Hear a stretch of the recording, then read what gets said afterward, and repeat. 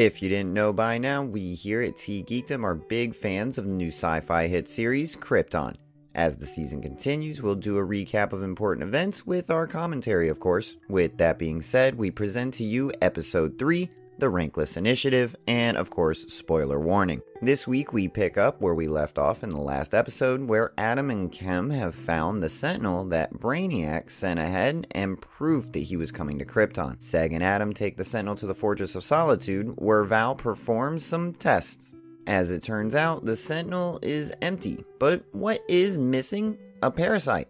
Once freed of its shell, the parasite will invade a host, overtake it, and use the host to gather information. Like a living, breathing probe, it seems it's already taken a new host.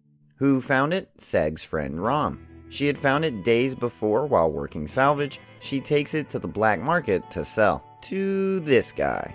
Meanwhile, the Guild and Sagittari are planning their Rankless offensive. To root out Black Zero hiding among the Rankless, they'll be looking for leaders and members of Black Zero, and their intel has it that those people are hiding out in Sector 19, where Seg and Kem live. Lyta is hesitant and tries to suggest an alternative route, as she doesn't want to harm innocent people just to root out a few bad apples.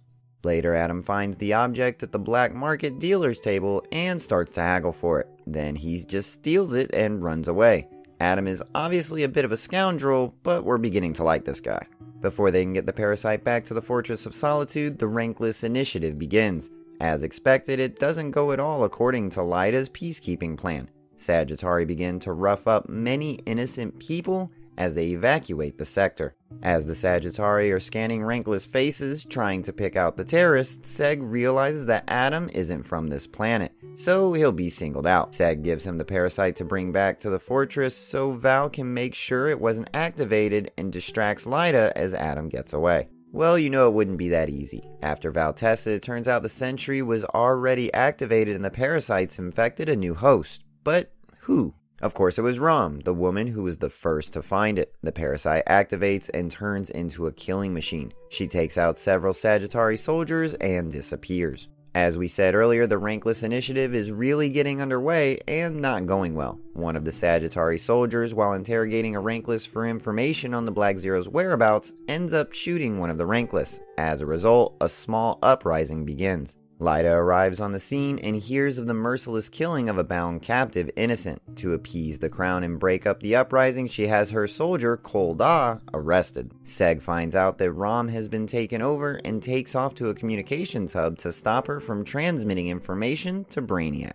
But when he finds her, she is no longer Rom. Brainiac's device has taken over her mind, and she attacks Seg, binding him up in some cabling, which is now a part of her. Seg appeals to her mother instinct, and while she is distracted, sets off an EMP-type grenade, which deactivates her. Lyta comes upon Seg, who tells her that Rom's body is still active, and gives proof that Krypton is not alone in the universe. Lyta wants to use the body as proof to the Council, but Seg says no, because he needs to save Rom. Seg brings Rom's body back to the fortress, hoping that Val will be able to save her. However, things don't look good. Also, it looks like Rom has already transmitted information to Brainiac's database, so now he already has all the information he needs. The episode ends up closing with this.